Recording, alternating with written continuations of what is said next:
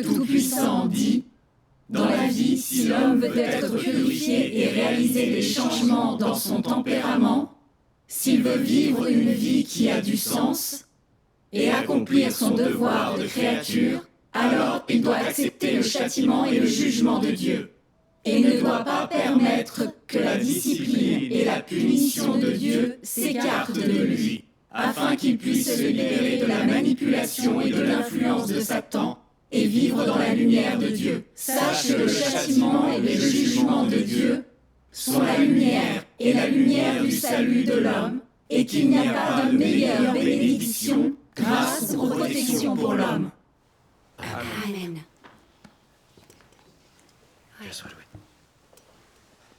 Cet extrait des paroles de Dieu me rappelle quelque chose. En octobre 2016, on a mis en ligne un clip musical que j'avais aidé à chorégraphier. Les frères et sœurs l'ont beaucoup aimé. Dieu soit loué. Et ils ont proposé que je supervise le groupe de danse de l'église. J'étais ravie et j'ai promis à Dieu de bien faire ce devoir et de produire d'autres vidéos pour témoigner de lui. Dieu soit loué. Dieu soit loué. Le groupe de danse a vite progressé. Au moindre problème chorégraphique, les frères et les sœurs s'en remettaient à moi. Ça contribuait à me rendre vaniteuse. Et je croyais être devenue indispensable à l'église. Peu après, la dirigeante de l'église a demandé à sœur Yé de travailler avec moi. Ça m'a fait plaisir. Je me suis dit, sœur Yé a l'expérience d'une danseuse professionnelle, et de plus, elle excelle dans d'autres styles que moi. Nous pouvons compenser nos faiblesses et bien accomplir notre devoir. Oui. Un peu plus tard, on s'est apprêté à faire une vidéo. Les propositions chorégraphiques de sœur Yé étaient plus développées et pertinentes que celles que je faisais. Tout le monde les aimait. J'étais contrariée et je me suis demandé « Que penseront les autres à propos de sœur Yé et moi ? Penseront-ils qu'elle est meilleure que moi ? Et si elle me surpasse, pourrais-je toujours diriger notre groupe ? » Ça m'a particulièrement contrariée de voir que les autres préféraient aller voir sœur Yé plutôt que moi, pour régler leurs problèmes. C'était moi la responsable, et ils demandaient l'avis de sœur Yé. Était-elle vraiment meilleure que moi ? Je voulais réagir. À la prestation suivante, je voulais exceller, afin de prouver que j'étais aussi bonne qu'elle. Nous nous sommes ensuite partagé le travail, sœur Yé et moi. Je devais me charger de la musique, et la mise en scène, c'était son rôle. Et secrètement, je m'en suis réjouie. Je me sentais éclipsée quand on travaillait toutes les deux. Alors, j'ai pensé au fond de moi que c'était l'occasion de prouver que j'étais plus douée qu'elle. J'ai consacré beaucoup d'heures à la recherche de la meilleure chorégraphie pour faire la vidéo. Mais quand j'ai compris que sœur Yé avait presque fini la production, alors que ma chorégraphie n'était pas encore terminée, je me suis trouvée terriblement angoissée. Pour aller plus vite et améliorer mon travail, je devenais très exigeante envers les frères et sœurs pendant les répétitions. Un jour, j'ai très sévèrement repris un frère du groupe, parce qu'il se trompait dans certains mouvements. J'avais peur qu'il m'empêche de surpasser sœur Yé, en nuisant à l'ensemble de ma chorégraphie. Avant qu'on ne tourne, un frère m'a fait remarquer qu'il n'y avait pas assez de danse dans l'introduction. J'ai pensé qu'il avait raison. Mais je ne savais pas comment combler ce trou. Il a suggéré que j'en discute avec sœur Yé. Ça m'a vraiment profondément contrariée. Si je demandais conseil à sœur Yé, n'aurais-je pas l'air moins douée après ? Ne lui attribuerait-on pas tout le mérite si elle s'en mêlait ? J'avais consacré beaucoup de temps et d'énergie et j'étais sur le point de finir le travail. J'ai refusé de lui demander son avis. J'ai répondu « Ne nous laissons pas embarrasser avec des futilités. Après le tournage, on verra ce que donne l'ensemble. » Ensuite, la dirigeante a visionné notre vidéo. Elle ne l'a pas trouvée digne de témoigner de Dieu et nous devions recommencer. C'était comme recevoir un coup de poignard dans le cœur.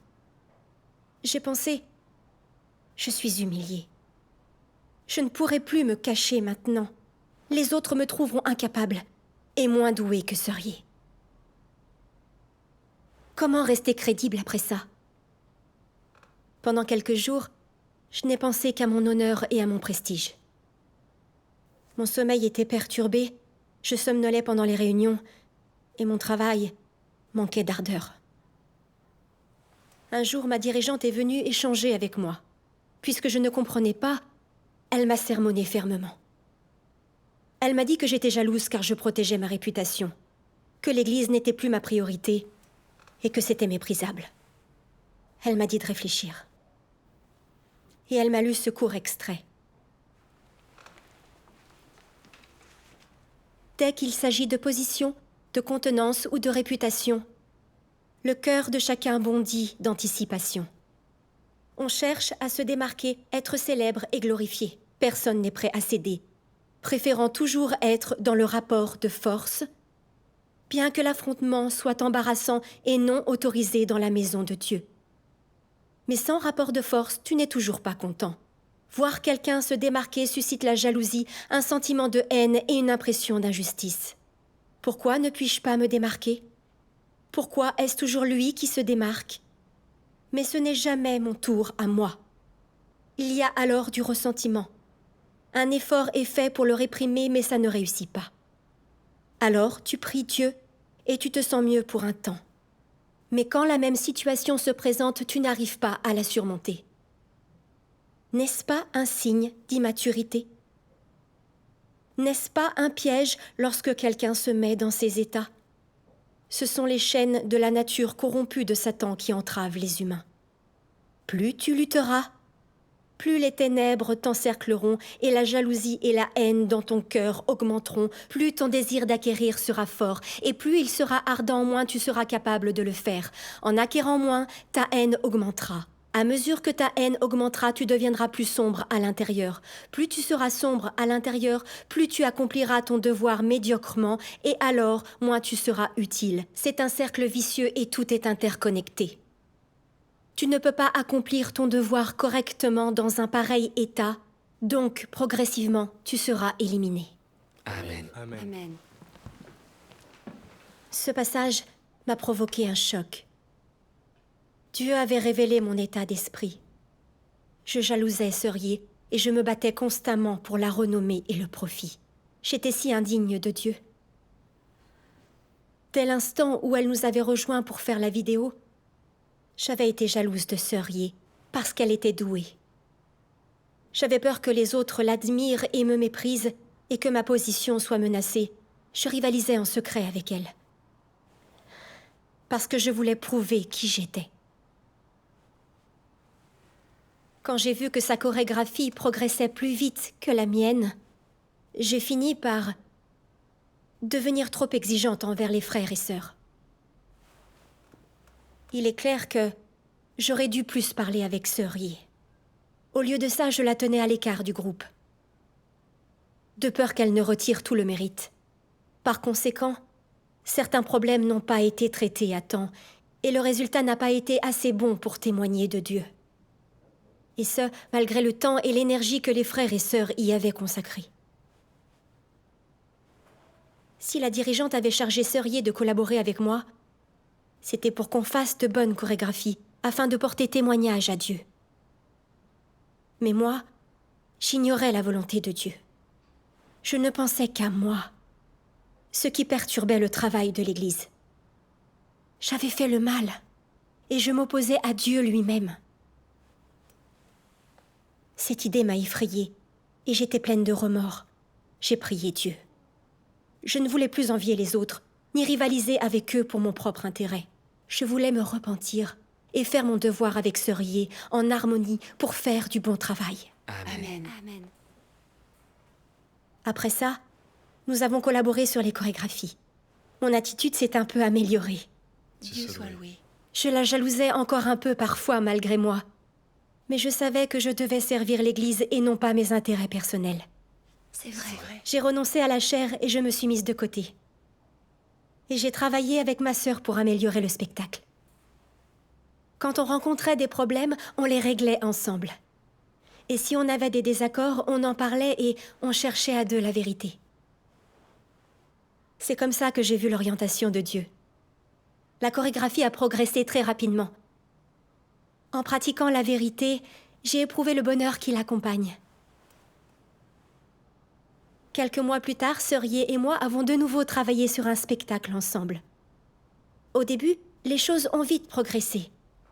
Et nos chorégraphies étaient appréciées de tout le monde. J'étais très contente de moi. Un jour, la dirigeante a voulu savoir si tout se passait bien.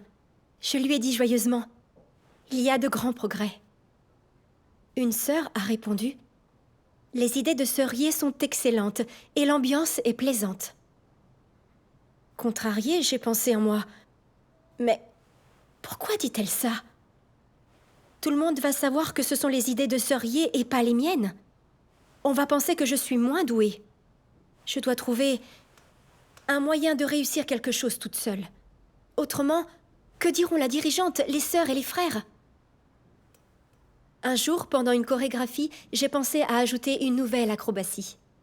Je me suis dit, moi, je peux faire de bonnes acrobaties. Si on pratique suffisamment, la chorégraphie deviendra meilleure et tous verront mes points forts. Et alors, je pourrais devenir un exemple.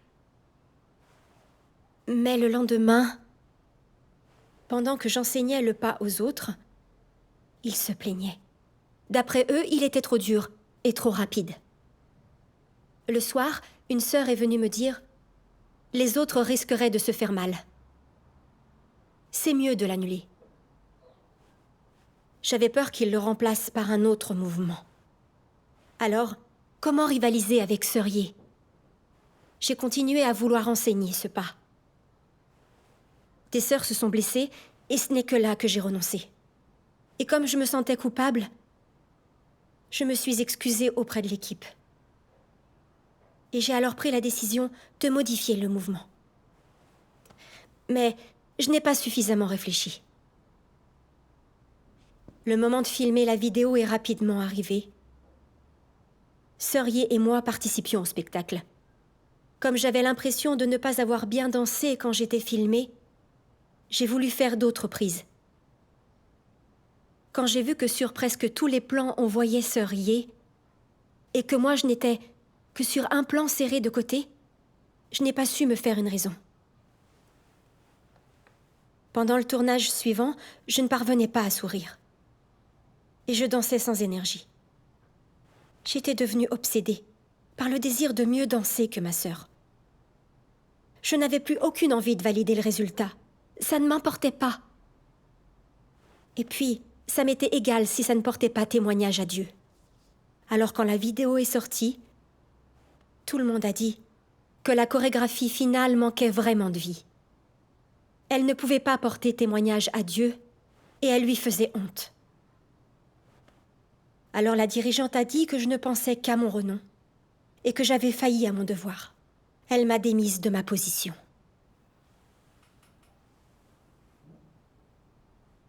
J'en étais très malheureuse. Je voulais satisfaire Dieu et accomplir mon devoir. Mais comme j'étais égoïste, la vidéo ne pouvait pas témoigner de Dieu. Elle lui faisait honte. Et c'était une transgression. J'avais raté ma chance de faire mon devoir. J'ai beaucoup pleuré. Ensuite, je me suis répétée,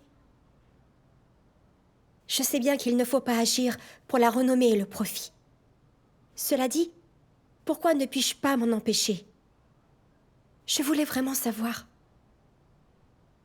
Un jour, pendant mes dévotions, j'ai lu ces paroles de Dieu. Satan contrôle les pensées des hommes par la gloire et le gain, jusqu'à ce que les hommes ne pensent plus qu'à cela. Il lutte et endure des difficultés pour la gloire et le gain, supporte l'humiliation pour la gloire et le gain. Ils sacrifient tout pour la gloire et le gain, porteront des jugements et prendront des décisions pour la gloire et le gain. De cette façon, Satan attache les hommes avec des chaînes invisibles, dont ils n'ont ni la force ni le courage de se libérer. Alors, sans le savoir, il porte ses chaînes et avance avec beaucoup de difficultés. À cause de la gloire et du gain, l'humanité s'éloigne de Dieu, le trahit et devient de plus en plus méchante. Ainsi, une génération après l'autre est détruite, alors que Satan en récolte la gloire et le gain. Si l'on regarde maintenant les actions de Satan, ses sombres motivations ne sont-elles pas abominables? Peut-être qu'aujourd'hui, vous ne pouvez toujours pas les percer à jour, parce que vous pensez qu'il n'y a pas de vie sans gloire ni gain, que si les gens y renoncent, alors ils ne verront plus la voie à suivre et ils perdront de vue leurs objectifs. Et leur avenir deviendra lugubre, sombre et obscur. Cela dit, vous comprendrez tous un jour que la gloire et le gain sont des chaînes monstrueuses que Satan utilise pour attacher l'homme. Ce jour-là, vous résisterez totalement au contrôle de Satan et aux liens qu'il utilise pour vous enchaîner. Quand vous voudrez vous débarrasser de tout ce qu'il vous a inculqué, alors seulement vous vous séparerez entièrement de Satan. Et vous détesterez tout ce qu'il vous a imposé. C'est seulement alors que vous aurez un véritable amour et un véritable désir pour Dieu. Amen. Les paroles de Dieu m'ont révélé les tactiques maléfiques de Satan pour corrompre les hommes. Il se sert de la gloire et du gain pour corrompre et contrôler les gens, afin qu'ils deviennent de plus en plus dépravés et finissent par s'écarter de Dieu. C'est exact. J'ai été influencée par Satan depuis l'enfance. On devrait faire honneur à ses ancêtres. Un homme laisse son nom où il passe, comme une oie fait entendre son cri où elle vole. Ces dictons sataniques étaient ancrés en moi. Peu importe avec qui j'étais, je voulais être exceptionnelle, être louée par les autres et admirée. Quand quelqu'un de doué me rendait jalouse, je cherchais un moyen de le surpasser. Je me battais pour ma renommée. J'étais malheureuse à cause des ruses de Satan. Mon tempérament est aussi devenu de plus en plus arrogant et égoïste. J'ai repensé à la chorégraphie. Je voulais me montrer meilleure que Sœur-Yi, grâce à mes talents techniques, mais sans me soucier de savoir si les autres pouvaient suivre. À cause de moi, des sœurs se sont blessées pendant les répétitions. Quand on tournait, je voulais que mon gros plan prouve que j'étais meilleure que Sœur-Yi. C'est la raison pour laquelle, comme mes mouvements ne me semblaient pas assez bons, j'ai dit au réalisateur de faire d'autres prises. Et j'ai retardé tout le monde. Finalement, quand j'ai vu que je n'étais filmée que de profil, alors que Sœur-Yi était de face sur tous les plans, je ne l'ai pas supporté. Je suis tombée dans un état de négativité et de résistance. Et je n'ai pas eu le cœur de danser pour témoigner de Dieu. Et ma danse a fait honte à Dieu. Je n'avais pas dansé pour porter témoignage à Dieu, mais pour me faire mousser. Ma recherche de renommée et de profit nuisait gravement au travail de l'Église. Et nuisait à mes frères et à mes sœurs. Mon comportement était dégoûtant aux yeux de Dieu et répugnant. Alors ces paroles de Dieu me sont venues à l'esprit.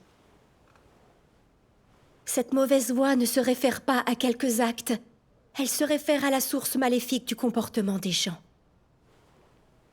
Grâce à ces paroles de Dieu, j'ai compris que je n'avais pas perdu ma place à cause de quelques erreurs. C'était arrivé parce que la racine de mes actions et la voie que je suivais étaient sataniques. Oui. Jalouse de Sœur-Yi depuis qu'elle travaillait avec moi, je luttais pour mes intérêts personnels.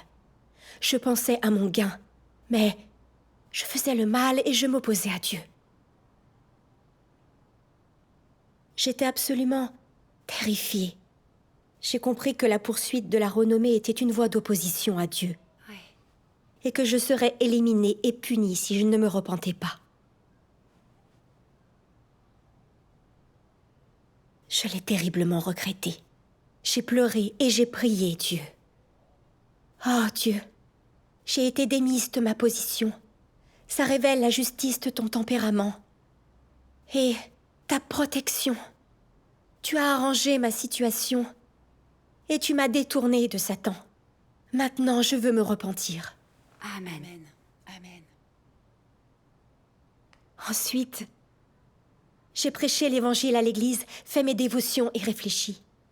Chaque fois que je repensais à ce que j'avais fait, au profit de ma renommée, j'avais des remords. Je me suis haïe de ne pas avoir apprécié la chance que Dieu m'avait donnée dans l'équipe de danse. Quand je regardais nos chorégraphies, je voulais revenir en arrière et tout recommencer. Mais je savais que ce n'était pas réaliste. Pour obtenir le salut et racheter les transgressions passées, je devais travailler avec Dieu dans mon devoir d'évangélisation. À ma grande surprise, la dirigeante m'a fait rejoindre l'équipe de danse à peine un mois plus tard. Oh, Dieu soit loué. J'étais si touchée que je n'arrêtais pas de pleurer. Et j'ai décidé alors de chérir cette chance, de renoncer à la renommée, de bien m'entendre avec mes frères et sœurs et de rendre son amour à Dieu avec mon travail. Amen. Dieu soit loué. Au cours d'une répétition, Sœurier m'a dit qu'un pas que j'avais enseigné n'était pas dans les normes. J'ai eu honte et je me suis dit, comment oses-tu me critiquer comme ça devant les autres? Ils vont sûrement penser que je suis moins bonne que toi. Je ne supporterai pas qu'ils me méprisent. Je suis une professionnelle aussi. Et j'ai remarqué que tes mouvements n'étaient pas parfaits non plus. J'ai voulu supprimer les pas qu'elle avait chorégraphiés. Et là, j'ai compris que je pensais à ma renommée. Et j'ai prié Dieu dans mon cœur. Alors, je me suis souvenue de ces paroles de Dieu. Si plus un moment est crucial, plus les gens sont capables de se soumettre, de renoncer à leurs intérêts personnels, à leur vanité et à leur fierté et d'accomplir correctement leurs devoirs, alors Dieu se souviendra d'eux. Ce sont là les bonnes actions. Indépendamment de ce qu'ils font, qu'est-ce qui est le plus important? Leur vanité ou la gloire de Dieu? La gloire de Dieu. Qu'est-ce qui compte le plus? Vos responsabilités ou vos propres intérêts? Assumer ces responsabilités est essentiel, et vous en avez le devoir. Vous donnerez la toute première priorité à votre propre devoir, à la volonté de Dieu, au témoignage à lui rendre et à vos propres responsabilités. C'est là un moyen si formidable de porter témoignage, et cela fait honte à Satan. Amen. En moi, la clarté a jailli. Par cette situation, Dieu me mettait-il à l'épreuve? Chaque fois qu'il y a conflit entre mes intérêts et ceux de la maison de Dieu, je dois me concentrer sur la volonté de Dieu. Pratiquer la vérité et contrer Satan. C'est vrai. Ouais. Une fois calmée, je me suis aperçue que je n'avais pas enseigné le pas correctement. Sœur Yé s'était montrée directe et m'avait embarrassée. Mais au final, elle avait raison. Je l'ai compris et j'ai accepté sa remarque. Dieu soit loué. Je me suis mise de côté et j'ai modifié mes intentions. Et avec Sœur Yé, nous avons très vite fini la chorégraphie. Dieu soit loué. J'ai fait mon devoir correctement. Et là, j'étais en paix. C'est vrai. Merveilleux. Cette expérience a montré que par son châtiment, Dieu m'avait sauvée et montré son amour. Le châtiment et le jugement de Dieu m'ont réveillée et m'ont permis de voir les conséquences dangereuses du désir de renommée. Mon point de vue a été corrigé et j'ai commencé à chercher la vérité, à vivre comme un humain et à faire mon devoir. Dieu soit loué. Dieu soit loué.